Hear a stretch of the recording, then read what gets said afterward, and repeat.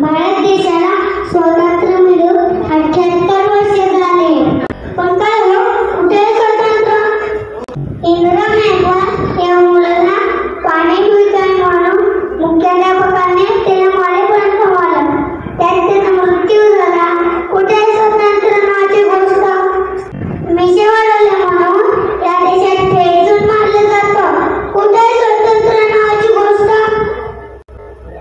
घोड्यावरून वळण काढले म्हणून या देशात ठेचून मारलं जातं. कुठे स्वतंत्र नावाची गोष्ट? आजही शेकडो भारतीय उपाशी पोटी झोपतात. कुठे स्वतंत्र नावाची गोष्ट? लाखो विद्यार्थी शिक्षणापासून वंचित आहेत. कुठे स्वतंत्र नावाची गोष्ट? हे चित्र आपण बदलू शकतो. कसं बदलू शकतो? संविधान आणि संविधानिक मूल्य रुजवून.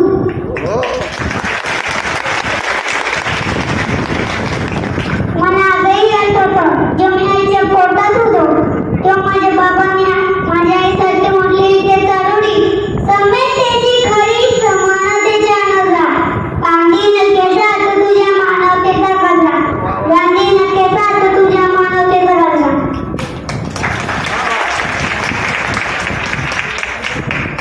तेव्हा मी 2 वर्षाचा झालो तेव्हा माझे बाबा माझ्यासाठी घोडवायचे आणि म्हणायचे, आपल्याच तबल्यात घोड होगा, घोड्यावर बसलेला लाड होगा, लढवत दे चालवतो कोण? संविधानाची गोड. अशा प्रकारे संविधानाची बळबळगीते ऐकून मी मोठा होत आहे. मी आता थोडं संविधान सांगतोय. पण काल परवा काय झालं, माझं आणि माझ्या मैत्रिणीचं भांडण झालं. कसं झालं नेमकं भांडण ऐकत आहे तुम्हाला? चला तर मग ऐका. ती मला विचारत राहिली, का बस ओढत राहतो संविधान संविधान संविधान, जा ना बघ ना काहीतरी काम दाम. मी फक्त हसलो. विनम्रतेने तिला म्हणालो, संविधान. तिने विचारलं, अरे काय आहे ते तुझं संविधान? मी म्हणालो, तू काय जन्म होतीस ते आज आहे, त्याचं कारण आहे संविधान. स्वातंत्र्याच्या मातीत घेणारा स्वातंत्र्याचा घेणारा श्वास आहे संविधान. अगं इतकंच काय, तुझ्या माझ्या जगण्याचा मार्गही आहे संविधान. हे पुन्हा मला म्हणाली, काय 20 मार्काचा लेखी पेपर, इतकंच काय तुझं ते संविधान. नेहमीच्या कायद्याच्या चौकटीत असते तुझं ते संविधान. कोण जगतोय सांगितलं, कोण जगतोय सांगितलं, कोणाला आहे त्याचं भान?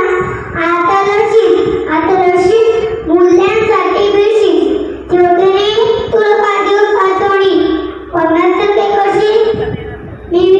मी फक्त हसलो.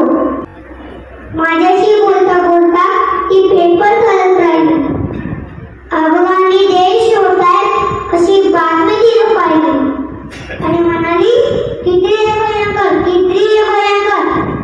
कसे लढवतायत, वेळेला सारखी ओळखताय. नको बाबा, आपल्याकडे असं काही नको.